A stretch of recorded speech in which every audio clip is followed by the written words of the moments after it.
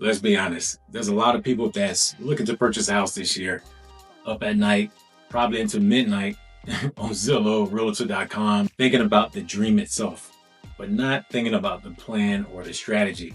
You gotta have something in mind beyond just the pre-approval. If you're serious about buying a home this year, make sure you look at this video. All right, if you've never seen any of my episodes before, my name is Gary Taylor. I'm a mortgage broker with Affluent Mortgage. And if I had the opportunity to work with thousands of families to purchase a home and sometimes even refinance, the benefit of seeing all these transactions, you learn what works and what doesn't work, what strategies work, what strategies that do not work at all. And honestly speaking, there's a lot of times there's no strategy implemented when you have a client that's looking to purchase a house. So that is you. You have found the right video. So the first thing that I want to go over with this whole process, because I just want to get right to it, is the pre-approval portion. So after you get yourself pre-approved, that's the fun part, right? You get all your documents together, you send it to the loan officer, you send over the driver's license, they tell you how much you're approved for, what's your monthly payment, what the closing cost looks like. We're past all of that. This is after the pre-approval has been established and you have one in your inbox. Is what do you do after the pre-approval? Do you just start going out looking for a house? Do you just start shopping online? You got to have a strategy. So the first thing that I want to go over is understanding that you have to put in the work. The amount of houses that you see on your tours are very, very important.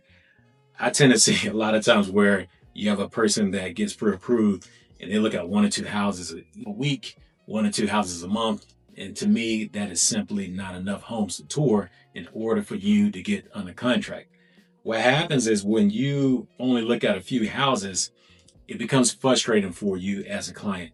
It becomes frustrating for the agent. It becomes frustrating for the loan officer because there's not enough activity that is there. And it's a numbers game. You got to tour a lot of houses.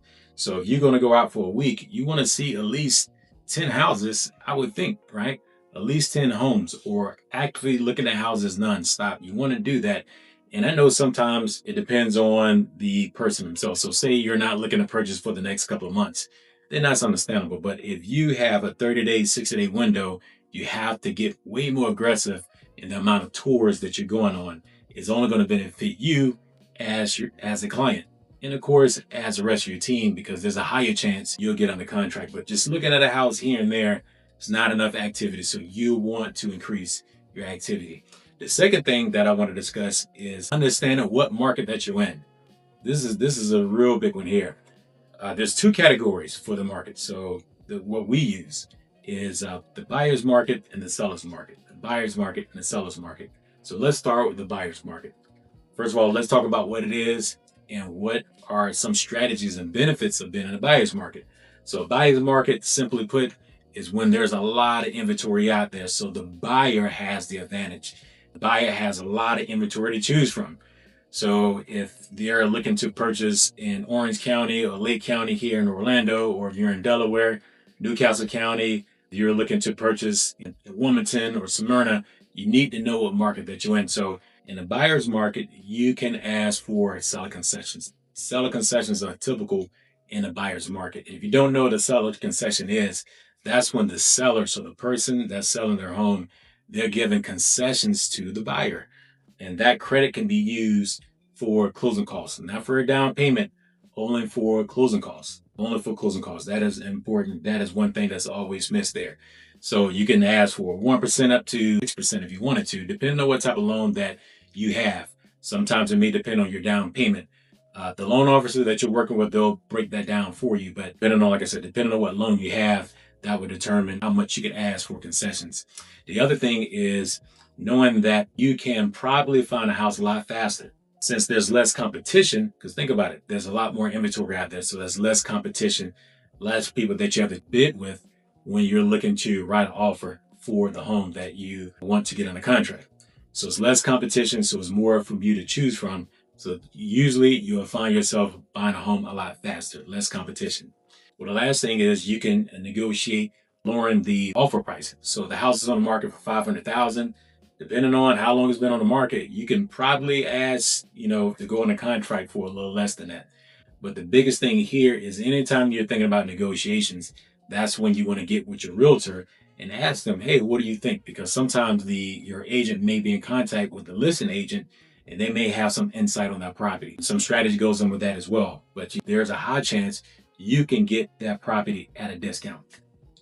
So next thing I want to go over is the seller's market. So the seller, since it says seller's market, think of the seller has the advantage. The seller has advantage because there's low inventory, meaning that there's a lot more people that's bid on their homes. So going back in the same order for seller concessions, you can ask for it, but there's a chance you may not get it because the seller may not have to give it to you in order to get the house sold, because it's all about them selling their house. Always think like a seller. So if you're selling your house and you have 15 people that's looking to purchase that property, and 5 of them are asking for concessions, and the other 10 isn't asking for concessions at all, there's a chance that those 5 maybe you move down to the bottom. Not always, but it can happen. So always keep that in mind. So same thing with those concessions. You still can ask for it. Doesn't mean that you're going to get it in a seller's market, but always ask. It doesn't hurt. Less inventory means that you could be writing more offers. And this is where you have to change your mindset. So not think, first offer that I write, I'm gonna get under contract. You are the same thing with the buyer's market, but even more so in the seller's market. Being prepared to write a lot more offers is the best way to think in the seller's market. And having more patience with the seller's market, because once again, you might have to write a few offers, but you get under contract. The other thing I want to bring up is being ready to negotiate to a possibly higher amount. So they may have the house on the market for 400,000, but by the time they've done with negotiations, it may be at 410, 415, 450, 460. Of course, as the house is worth it, but it can happen. So being knowledgeable about the house itself, but also knowing that the house could go for a lot more. And one thing that I did want to add to this is sometimes when you're in a seller's market and it's very competitive, so say that your pre-approval is for 400,000, I may advise you drop it down to 375. By you doing that, if they choose to go up, you still are within your pre-approval amount. So that way you're not being priced out. Just a little strategy there. So like I said, if your max is at 400,000, maybe you drop down to 370, 375. So if they do go up to 375, 380, 385, 390, you're still within your range of your pre-approval. So just little things like that you may have to consider in a seller's market. So always thinking of what can we do to get you on a contract, but more importantly, by you doing that, you're still staying within your monthly payment that you want. You're not going over budget. So that's still good. So the third thing that I want to go over is just having a strategy with your team. So you meet with your realtor and your loan officer, you want to sit with them and ask them, what is my strategies here? What am I looking to do when I go out to start looking for houses? Because now you know the importance of pre-approval. You understand how often you got to go out, the type of market that you're in. But let's start thinking about the actual strategies here. So that may be understanding your price point. So if I say that your maximum purchase price is at 500,000, what does that mean?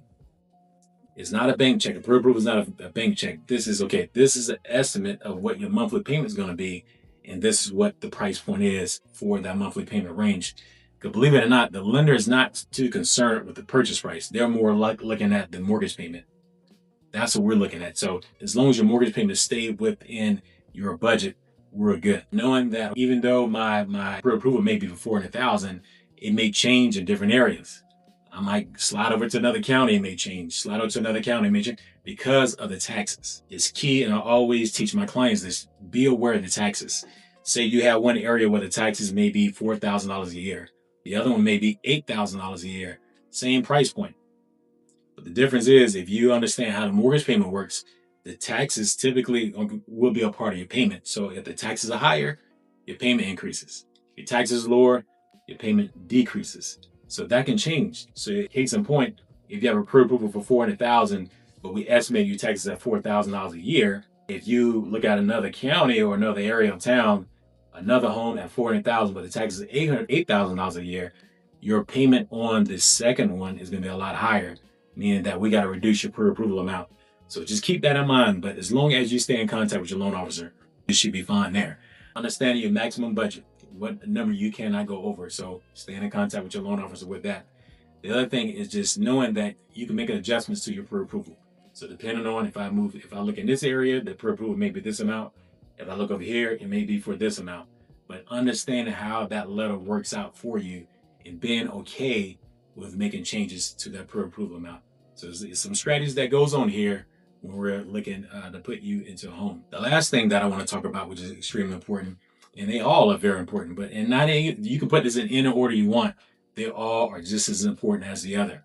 But the last thing that I want to talk about is just staying in contact with your team. When you have a person that started the journey, the celebration of getting their pre-approval, all that is done. And now they disappear. You cannot disappear while you're looking for a house. You got to stay in contact with your team. The reason why it's so important is that pre-approval is only good for a certain amount of time. What you're dealing with, the market is active, your credit is active, your jobs, everything is moving. It's not like everything is just steady, right? So let's start with the credit itself. It may be an event on the credit where there was a late pay somewhere. That can change your pre-approval. There's a chance that a collection or a judgment came from out of nowhere. That can change it because it probably more than likely is going to drop your credit score. But if the loan officer doesn't know that, or the broker doesn't know that, when you're trying to write an offer and we have to update that pre-approval, that's when it's going to come in. And that's not the time to get that stuff figured out. It could be just a change in your personal life. Now you're going to get married. There may be a child on the way. You might have to move someone into your home with you, so the family size is changing. Or say there's a change in your job and you have to move to a different area. All those things, the team needs to know about that so they'll know how to change the strategy or go to a different route altogether. But as long as you stay in contact with your team, they'll always know what you have going on at all times. It could be you're going through a down payment assistance program and the guidelines change. That happens all the time. We're in a situation now where the market is volatile. So those changes have been made all the time. Say you're looking at houses 2 months ago, but now the rates are higher. So there's a chance that your pre-approval has decreased because with a higher rate, that means your monthly payment is higher. Flip it. There's a chance that your rate may have gone down. So now the rates are a lot lower than they were before. Say you was looking last year, but now you're going to look at the market now and say the rates are lower. That could increase your pre-approval amount. So as long as you stay in contact with your team, you'll know what to expect. And there's no surprises, because the worst thing that can happen is you out and you haven't talked to your team in a while and you've seen the perfect house. Oh, this is my dream house. This is my dream house. And then now you want to write an offer. But oh, guess what? Things changed since the last time you spoke to your team. And now there's a high chance that you probably can't write an offer on that property, which that could produce stress. Now you're mad at your team. Now you're mad at the world, and you can't do that because ultimately it's up to you. And that's the last thing I want to end with is this is your transaction. So you're ultimately responsible for everything with this transaction. The team is there to support you in what you want to do, but you got to stay active, understand what market that you're in. You also have to make sure that you stay in contact with your team, understand how to properly use your pre-approval, and use all the strategies that your team comes up with when it's time for you to start looking for your houses. And having the right mindset with this. Sometimes it's patience. Sometimes it's being able to make adjustments on the fly, being ready to pull the trigger at all times, because once you find a home, you want to be ready to make the offer as soon as possible. All right. So that's all I have for you with this episode here. I want to take it a different route. A lot of times we're talking about documents and different products and different loans and stuff like that, but not so much strategy. What I need to do in order for me to increase my chances of buying a home, because that's what you want to do. You don't want to spend all year trying to find a house. You want to use a strategy that works, get under contract as soon as possible. If you have friends and family that need to see this video, make sure you share this video out. And so subscribe to the channel if you want to continue to get these type of videos on real-time strategies, real-time updates on the market, because it's important. Every single month is different. This market is totally different than any other market that we've seen. It's a bunch of craziness going on right now, but we want to stay locked in on what we want, which is home ownership. So like I said, share the video, put the word out there. And if you have any questions, let me know where you're at in the process. Leave a comment below, and look forward to hearing from you. All right.